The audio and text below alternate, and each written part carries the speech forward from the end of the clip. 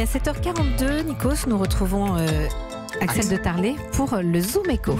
Le futur TGV européen pourrait ne jamais voir le jour. La Commission européenne envisage d'interdire la fusion entre le français Alstom et l'allemand Siemens.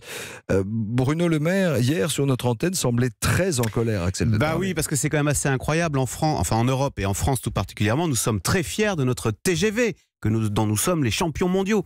Sauf que les Chinois sont là et ils nous dépassent. On ne le sait pas, mais en Chine, il y a 20 000 km de réseau TGV. C'est 10 fois le réseau français. Vous savez qu'en Chine, vous faites Pékin-Shanghai à 350 km/h.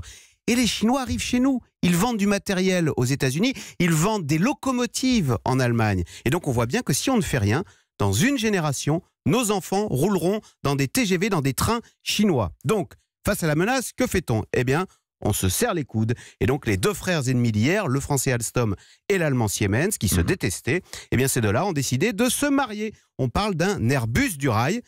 Et figurez-vous, patatras, la Commission européenne pourrait s'opposer à ce mariage. Alors, au nom de la concurrence. Je vous explique le raisonnement de la Commission européenne. Qu'on comprenne. Voilà, elle estime qu'ensemble, Alstom et Siemens seraient trop forts, trop puissants en Europe, et donc il n'y aurait pas assez de concurrence en Europe, et donc au final, ce serait mauvais pour le consommateur. Alors évidemment, cette perspective, ce raisonnement a mis hors de lui hier.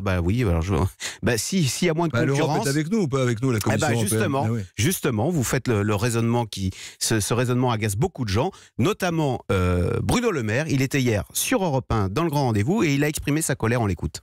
Si jamais la Commission européenne devait donner une décision défavorable à cette fusion, ça ne serait pas simplement une erreur économique, ce serait une faute politique, parce que ça affaiblirait toute l'industrie européenne face à la Chine, et ça enverrait le signal face à une Chine qui est conquérante, que l'Europe se divise et se désarme. Non mais c'est audible. Il parle de faute économique ou de faute politique.